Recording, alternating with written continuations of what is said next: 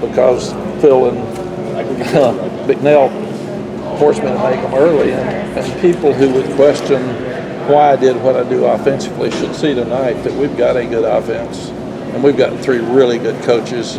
I didn't want to bring somebody in with a whole new offense. That wasn't the plan. I want to bring a teacher in that likes to run the ball, and we got to get better running the ball. We need to run it more like they run. It's important. Defensively, I told the coaches that we're going to take a break. I'll leave. We've got kids coming in, I think, January 6th. And then I will sit down with Gene, and I will get his thoughts, and then I'll sit down with each coach individually and go through the process and see what I think at that point. When you think about the offense and what you want to do with it, is there pressure to think, okay, well, I probably have one more year with Drake. We've got this sort of run of generational quarterbacks. What can we do to sort of make the most of that? Is that part of your thought process? Absolutely. It was part of the hiring process. That's why I got him involved, because he could have left, and he stayed. And that's important to us. And he gives, see tonight, he's really good. He gives us a chance to be as good as anybody in the country. So I sat down with him and said, what do you think about what we're doing? What do you think we need to change? And where can we get better at what we're doing? And he said, well, who are you talking to? So I gave him 5-6 names that we were looking at. And I said, you think about it. He's so mature. He'd say, why him? Tell me about him. What about this guy? I don't know him. What's he like? What would he bring to us? And he'd kind of say, what do you want? What do you really want us to be next year? And I said, I want us to be the same passing game with fewer sacks and fewer tackles for loss and a better running game and more production with touchdowns in the red zone. That's it. I've been saying that for 4 years. That's what I want. But the passing game's great, and you saw something today that'll help us. I'm not going to talk about them till January when they get here. Yes. They're not here yet, and they cannot come. Right. So Jeremy and I decided when they go to class, you'll get talked about. But until they go to class, so we lost 2 great ones. Not having Antoine tonight was really hurtful. Gosh, and that we didn't even know it until 2 days ago. Is that the Andre Green we heard about during the first week of camp? The Andre Green Jr. Oh yes. I'm sorry, Antoine Green. I'm sorry. Yes, that's the Andre Green. That's what we had during camp. Yeah. But what tonight was about, gives him a chance, gives George Pettaway a chance to start thinking, I can do this, man. I can do this. It's going to be fun for me, and gives him some excitement. And he looked that way during practice. We saw what Luke Fickell, I guess, was kind of involved the other night when Wisconsin played. He had the headset. Was Chip at all involved tonight? He couldn't be. Okay. Because I think some people were saying on TV it looked like he was. I didn't see the TV feed. No, he can talk to the coaches and they can talk to the players. But he's a consultant because we put Rob Everett on as the quarterback coach because I didn't know when I was going to hire somebody or who I was going to hire. And we were practicing. So Randy had a spot so he could do some things. He could coach and he could actually work with some individual drills and stuff like that. But Chip could sit and he could talk to somebody, but he couldn't coach them. So he was not involved at all in any of the game planning or any of that stuff. With the play calling situation, was Drake get a little bit of the Aaron Rodgers tonight where he did. Some of it was up to him? Yeah, we got down to the 3rd down and 8 where we kicked the last field goal. We had a chance, and there were a lot of suggestions, as you can imagine, when you've got a number of guys involved. And I ended up saying, what do you want? Give us the one that you feel best of these 3. And he did. And he's so mature that it's funny. Some people say we got some kid running the offense. Well, we don't. And we don't have a kid coaching, and we don't have a kid hiring. But also, when we've had quarterbacks before, what they think is really, really important, because if they think it's a good play, then they're more likely to be successful with it. How do you think Lonnie did tonight in giving him the promotion to passing game coordinator? Is that just a title, or is he going to have a lot of input on what you guys do? Lonnie and John Lilly both did an absolutely amazing job without an offensive line coach. of having a chance to beat a top 15 team in a bowl game. I mean, I had no clue what was going to happen. And they have worked their rear ends off. So both of them would have liked to have had the job. So that was another process of hiring. So Lonnie will be very, very involved with Chip in the passing game because he's really good at it. And he's one of the best recruiters we've got. John Lilly is going to be really involved in the running game with Randy and Chip and Larry Porter, but he's also going to be more involved in red zone offense with Chip and with Randy, because we've got to run. The teams that are scoring touchdowns in the red zone are running the ball, and they're using the tight ends more. We were doing that early, and then we weren't. So that's important. But absolutely, those two titles have meaning. They have a lot of meaning, and they were also one of the reasons I had them involved in hiring. And I need to hire somebody who came in with ideas but didn't want to come in and just absolutely redo everything. And Chip has agreed he's going to keep a lot of the numbers. He's going to keep a lot of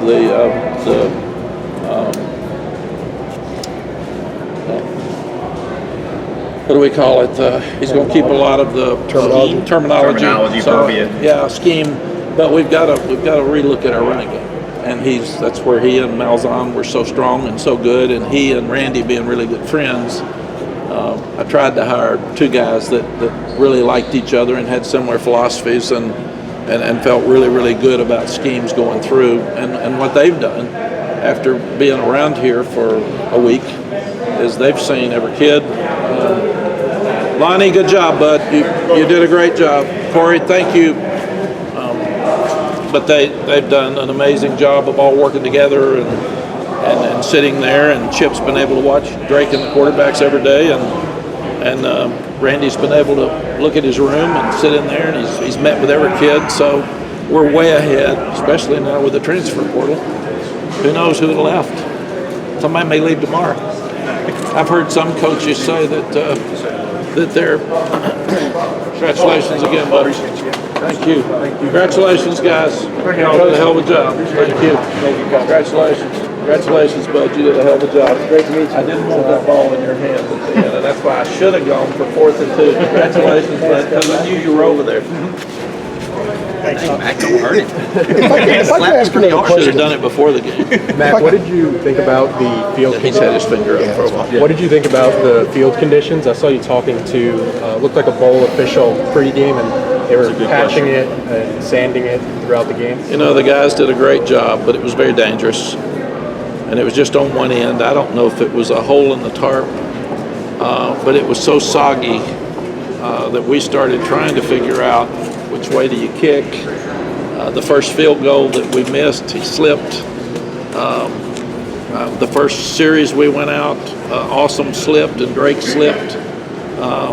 So I told the guys that of everything this week, that was the only thing that needed to be fixed and changed. Because I'm not sure they would have let an NFL team play. Some of the seams in The seams were really, some of them really were open like this much. So I told them that needs to be fixed before next year. I mean, should we even be playing these things in baseball stadiums in 2022? It's not like we're short. Yeah. You know, it's not my place to say, but the field wasn't as safe as it needed to be. It looked like when you and Sparky were talking to officials, and you had a ground screw guy out there before kickoff. It looked like you were trying to get some sort of explanation or something. I don't know. We were, and I said, can you just have a guy roll it after every series? I mean, there were huge divots where these huge kids are planting their foot and they're sliding, and it was awful.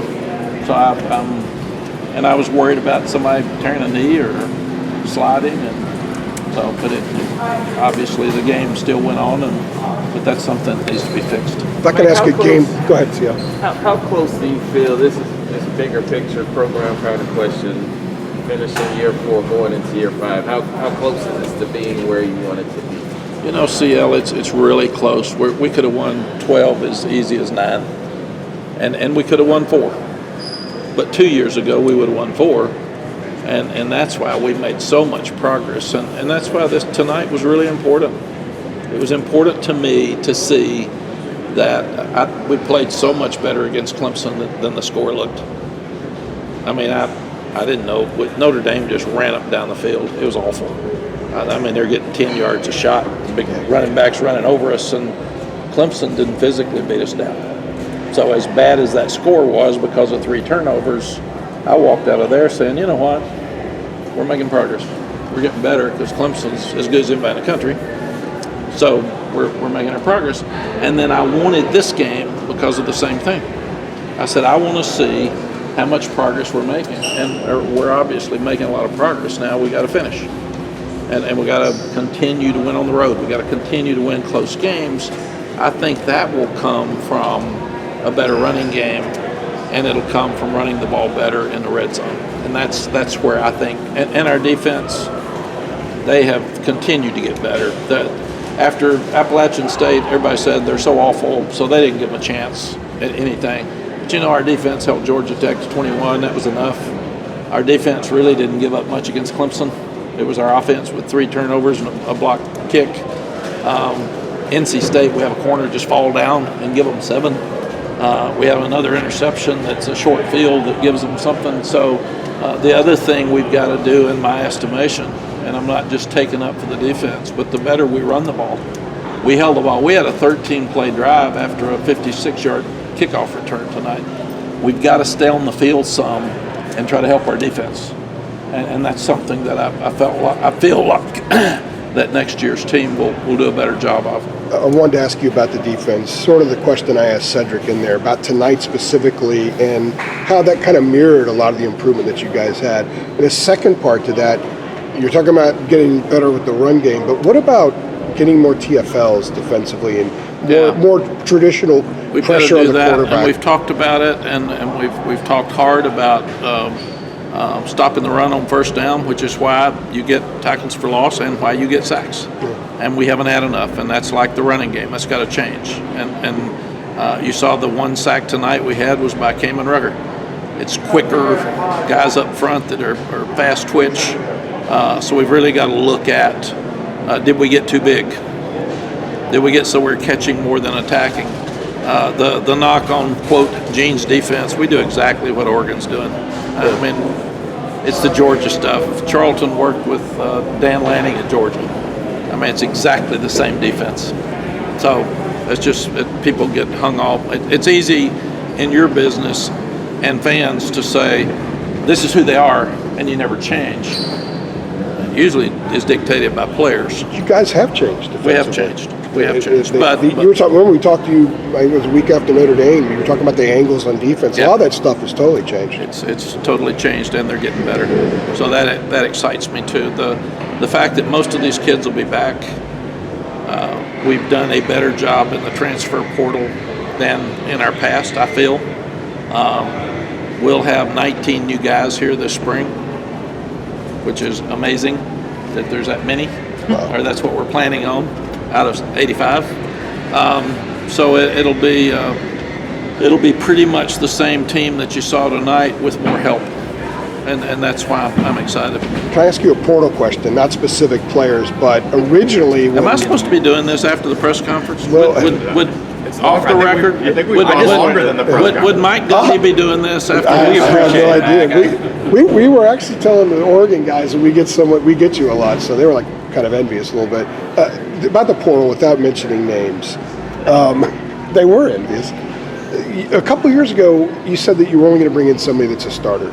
Obviously, I think that appears to have changed because you have a lot of guys coming in. How do you evaluate what they can bring to the program when you bring in a portal kid now? One thing we've learned that through the portal, we've lost some special teams guys, and that hurts us because second teamers are the ones by and large that are leaving. And so we're finding out that we can bring in an older, experienced player that can play and share time and be a super special teams player. So that's why we would look at some of those areas differently than we did before. And that's part of the communication process with these kids before they come in. It is. And the other thing that you look at now, when one leaves, you don't worry as much about it because you can find another one. It is free agency. It's totally different than it's ever been. So I'm hearing some coaches across the country saying we have to recruit our guys in the locker room after the bowl game because we're hearing they may leave. And then I'm hearing some say I'm going to get on a plane tomorrow or the next day and go to their house and recruit them to stay. So it's just totally different. I'm not going to do that. We're going to talk to our guys, and we're going to be really fair. And I feel really good that the guys that are leaving that weren't playing enough, I feel really good that I've let them stay and practice for the bowl game. They were playing tonight in the game, and I thought they tried so hard and they wanted to win. And it's not their fault that they're not playing enough. They want to play more. So I think what I felt worked because they're going to leave here with a better taste in their mouth than if I had said, "You're out of here, man." And they've been here 2 years and they tried really hard, and then I kick them out. That's not my style. All right, guys. Yes.